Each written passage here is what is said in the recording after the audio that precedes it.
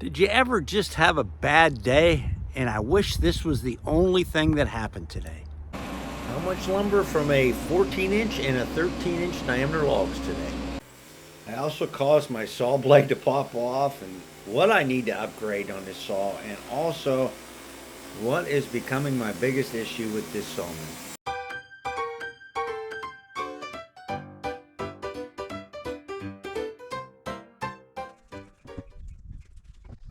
Starting out well, I'm going to roll the log on, and I'm also going to skim some of the mud off from dragging it through. Don't know how much it helps the saw blades, but any little bit helps as far as the cost of the new saw blades. Well, believe it or not, but checking the piths, they're only an 1/8 inch off, and I'm going to let that go. I've got 7 1/8 over here, and about 7 on this side. So that's where she's going to go. And the board, or the log diameter, is about 14.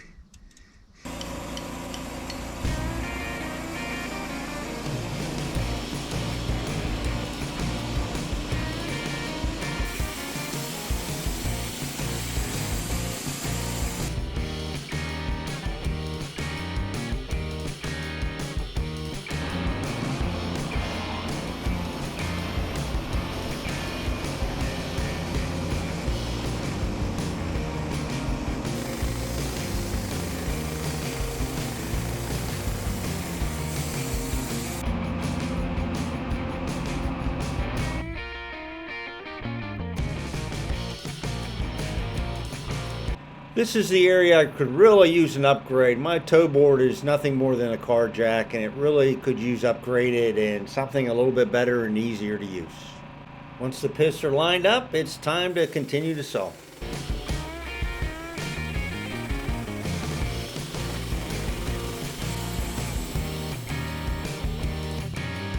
Now, coming up is another mistake I've made, not once but a few times. I guess I need to be a little more careful where I put my PV.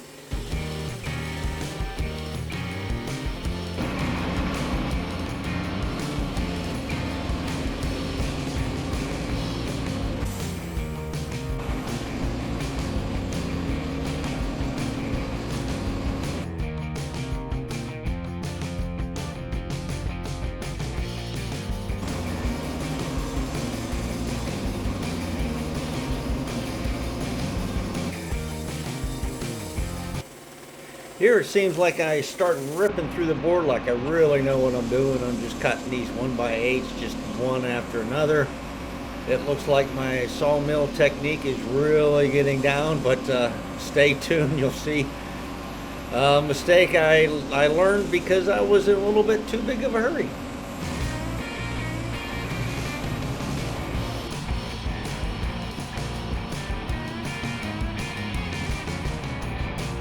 After I flipped this board, I wanted to keep the pith in the bottom of the last 2x8. I was cutting it through, everything was going fine, and I started coming back here like I was going to rip through the other boards, just bring it up and go, and I brought it back, and guess what? It hit the board, and it pops the saw right off.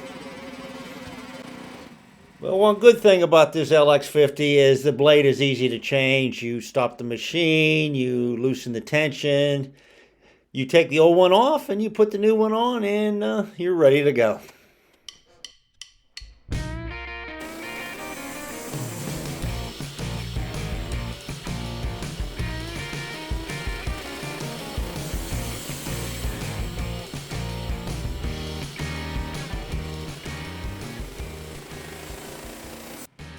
One of my least favorite activities is the cutting of the flinches. I did use the 2x8 that I had cut earlier as the backing board, and let's get cutting. When I'm cutting the flinches, I will take the opportunity to make some stickers if it looks like I have some decent material left on the board.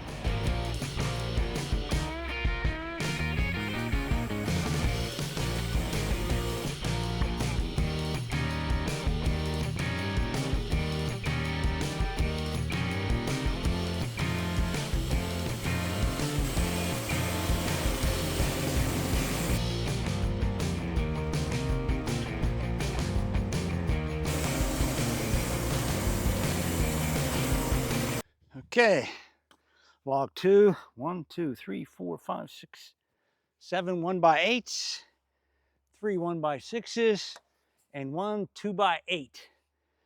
These are all 8-foot long too, by the way. And I guess we're gonna get ready for log 3. Well, I'm gonna mill the last of the 3 logs today. That one ranges from 12 to 13 inches on the diameter, so we'll see what we can get out of it. Getting ready to start the next piece. This is when everything started going downhill. Did you ever just have a bad day?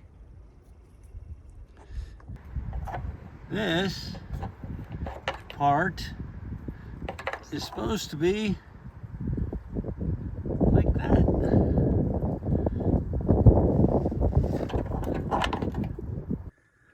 Now, just because that shutoff valve was broken, I did not want to not mill today. So I wanted to see if I get it started without that broken piece. The valve was open all the way before it busted. Now, I don't know if anybody's pulled this motor. I'm not real pleased with the starting characteristics of this 13 horsepower motor. It just, once in a while, I know the first couple pulls, it pulls you back almost as hard as you pull it backwards. It just pulls you back, and that's what happened. I lost grip on the handle. It went back here, and it just broke that piece off. So it is all the way. Now there is a limit switch underneath there, and I'll give you a better picture, but in order to get it started, you have to take one end of it off. So when the part comes over and hits it, it actually shuts the motor off too. So that is something you have to be aware of. If you're trying to start it and you leave this hooked up, you'll pull forever. I'm guessing, I don't have any prints on this yet, but I'm guessing that's actually what's pulling it, what shorts the spark plug connection to ground, so that it doesn't have any spark then. So this is a 14 horsepower Kohler Command Pro. I'm looking at it. It's a CH440. I'll take a picture of that. That is one of the things I'm not pleased about with this machine. It's always hard to start in the morning. It seems like, well, it never really ran that great. If I turn the choke all the way off, it shuts off anyhow. But if it didn't shut it off, I'd have to take this connection back up into that micro switch in order to shut it down. I'll see if I can get a good picture of the micro switch here. And you can see, I think you can see the wire. It's off right here. Let me turn this around. Now, hopefully you can see the micro switch inside. There's the one connection on it right now. Here's the one I have off. This is the choke lever right here. So I was able to do this. This is actually the engine specs right here. 14 horse CH440. I'll have to look to see what parts I can order for that.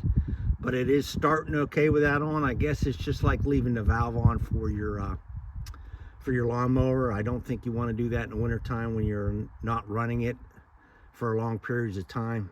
Either that or you treat the gas. I do run ethanol free in this. It does run better on the ethanol free than what it did to regular gas. So like I said, I can still mill with it. I will try to get some part numbers and stuff like that. It just never started like I think it should, but you know, it's still workable. It requires some pulling from an old man. Almost wish I would have spent the extra money and got an electric start, but I didn't.